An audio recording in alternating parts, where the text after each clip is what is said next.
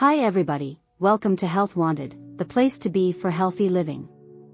Today, we are going to talk about binge eating disorder, or BED, a condition that affects millions of people worldwide, yet is sometimes hidden in the shadows. Many people travel this path, often without even realizing it, and it can be difficult to do it on your own. This is about understanding, compassion, and the path to healing. It's about more than just food or meals. We're happy you've joined us, whether you're here to learn or to support someone you care about. We're here to discuss an experience that involves eating disorders and emotions that are more common than you might realize. We believe that this topic requires more awareness and understanding. Subscribe to our channel so that we can provide you with essential information to help you maintain good health and well-being. Let's now go to the video. Though many people are unaware that it's a condition, binge eating disorder is the most prevalent eating disorder diagnosed by medical professionals. It's a behavioral disease typified by obsessive, repetitive overeating. Overeating on occasion is natural, but having an eating problem is a daily struggle. It seems to be in charge of you and to be interfering with your physical, mental, and emotional health. The term binge eating refers to eating a lot of food quickly and feeling unable to stop. What exactly qualifies as binge eating? Diagnostic standards for binge eating disorder include consuming more food than the average person would in a short length of time, 1 to 2 hours. Having a loss of control or a sensation of compulsion when eating. Episodes of binge eating have been happening for several months, at least once a week. Distress and/or self-hatred related to overindulging in food. How does bulimia nervosa differ from binge eating disorder? Binge eating disorder, in contrast to bulimia nervosa, does not entail calorie purge techniques such as forceful vomiting, utilizing laxatives, or engaging in excessive exercise right after eating. An episode of binge eating ends with eating. However, some individuals with binge eating disorder also have a history of persistent dieting. Before giving into their binge eating, they can try to cut back on calories, or they might try dieting to make up for their binge. What are the signs and symptoms of binge eating disorder? Signs and symptoms of binge eating disorder may include eating until one becomes uncomfortable and beyond satisfied. Eating too quickly to register the quantity or sensation of what you're consuming. Consuming a lot of food after a recent meal or when you're not hungry. Eating when under emotional stress, also known as emotional eating.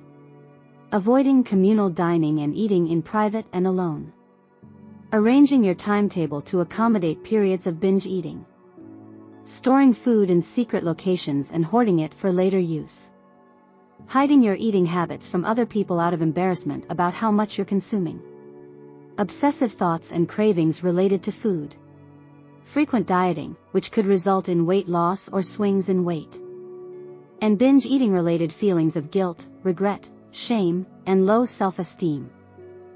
Signs and symptoms of binge eating can occasionally be seen in many persons. You might have a condition if they start to repeat frequently, once a week or more. Relationships and stress are two environmental factors that might have an impact on your behavior and mental health. These ailments could work in concert with other factors to drive you to cross the boundary from sporadic disordered behavior to fulfilling BED criteria. What causes the urge to binge eat?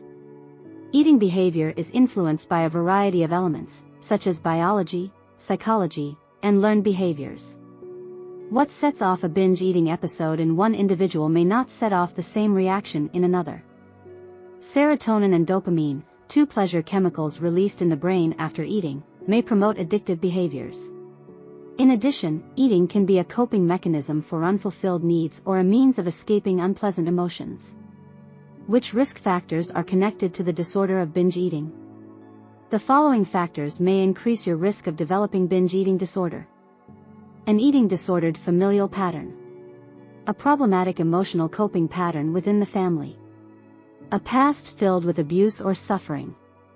An individual's past of food insecurity. A mental illness, like depression. An anxiety disorder, either specific or generic. Attention deficit/hyperactivity disorder, ADHD. Addiction to substances, SUD. Disorder of body dysmorphic, BDD. And executive dysfunction. What consequences could binge eating disorder cause? Any mental health condition has the potential to worsen and result in progressively harmful emotions, behaviors, and thoughts. Obesity-related health issues can also be brought on by binge eating disorder. Although obesity is not a symptom of BED, the co-occurrence of these two conditions can be very dangerous. Your physical and emotional suffering may worsen as a result of the binge eating and weight gain cycle. Untreated mental illness can result in the following complications: a rise in antisocial actions like lying, avoidance, and secrecy. Abnormal actions becoming more frequent, such stealing and food hoarding. An increase in bodily dysmorphia, anxiety, and sadness. Raising distress, shame about oneself, and likelihood of self-harm. Obesity-related complications can include type 2 diabetes, cardiovascular disease, gallstones, fatty liver disease, kidney disease, and osteoarthritis. How is the disorder of binge eating diagnosed?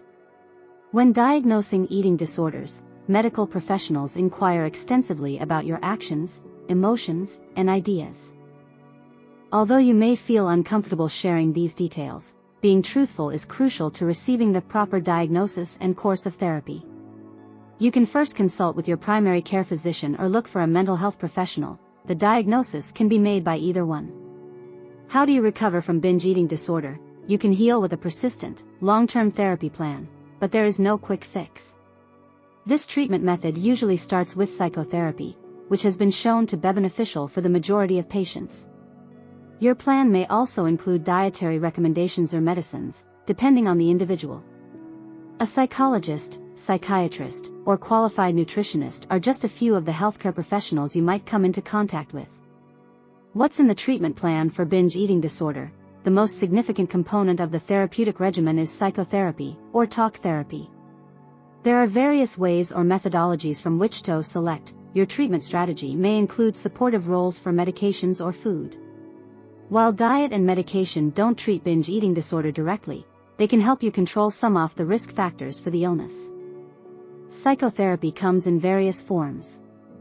The most researched and effective BED treatment techniques are cognitive behavioral therapy, or CBT. CBT assists you in analyzing the ideas and emotions that underlie your actions. After that, your therapist works with you in an organized manner to help you break those habits and discover more positive methods to deal with those feelings and ideas. Interpersonal therapy, IPT, is a targeted, brief kind of individual treatment that focuses on the stressors and conflicts that are currently influencing your life. Your therapist concentrates on problem-solving to address your top pain areas rather than delving into past traumas. Additional options consist of behavior therapy using dialectic, psychodynamic counseling, psychotherapy on an individual basis, and group counseling. Medication.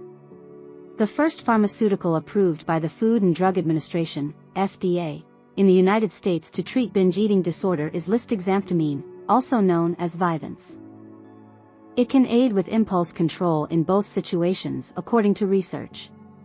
Since impulse control is simply one aspect of BED, it shouldn't be your entire course of treatment.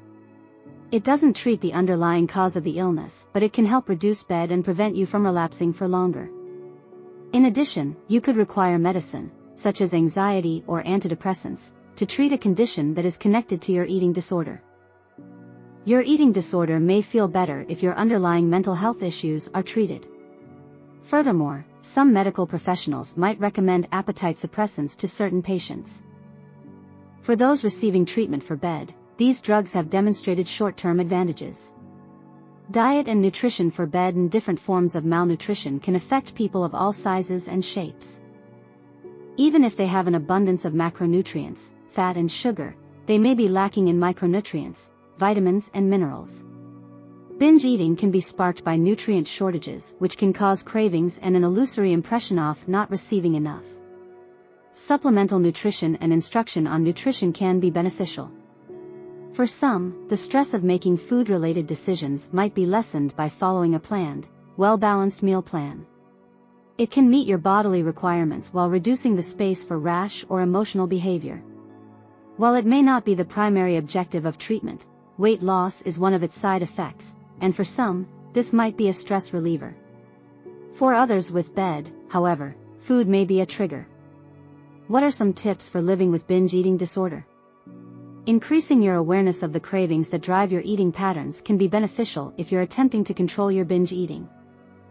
You can learn to discriminate between the need to binge eat and actual hunger by being aware of your desires. Additionally, you can learn to identify when your hunger is fulfilled and develop a stronger awareness of the things that set off your binge eating impulse. Here are some pointers. Eat with awareness. Slow down when you're considering eating or when you feel yourself getting ready to eat. Inhale deeply and slowly. Next, simply pay attention to your body and mind's experiences without passing judgment. This is something you can also do while eating. Acquire the ability to identify hunger. Headaches from hunger, dizziness, and stomach aches are examples of physical signs of hunger. Low blood sugar could make you feel a little lethargic or weak. A simple self-assessment is to determine whether you are sufficiently hungry for a nutritious meal, such as a salad. When you're hungry, eat. This is equally as crucial as discovering when to stop eating if you're not hungry. Right now is the perfect moment to eat if you are truly hungry. Waiting till you're starving will increase your likelihood of overindulging in food. Before you're full, stop. Your stomach needs time to process and break down the meal you just consumed. Because you haven't had time to realize when you're full, eating too quickly can result in overeating. One strategy is to stop eating when you're about 80% full. Keep a journal. One of the most effective ways to increase your awareness of your thoughts, feelings, and behaviors is to keep a journal. Keep a journal of your daily eating habits as well as your thoughts and emotions. You'll begin to identify trends and maybe triggers. Address the things that trigger you. If you've seen that particular foods or circumstances frequently result in binge eating, try to cut them out of your life. Get rid of your go-to-binge foods from the house and schedule alternate meals in advance. Steer clear of social situations that promote binge eating. It is always preferable to get in touch with a healthcare professional as soon as possible if you suspect that you or someone you love has an eating issue. Those who care for those who suffer from eating disorders can be crucial in drawing attention to the issue because these individuals frequently don't realize anything is wrong. A medical professional can provide you with advice on the next steps to take in order to assist yourself or a loved one. Remember, no one has to walk this path alone. There's help, there's support, and most importantly, there's hope for everyone. That's all for today, and always remember to stay healthy. Subscribe to the channel to receive regular health tips and advice. Thanks for watching, and we'll see you in the next video.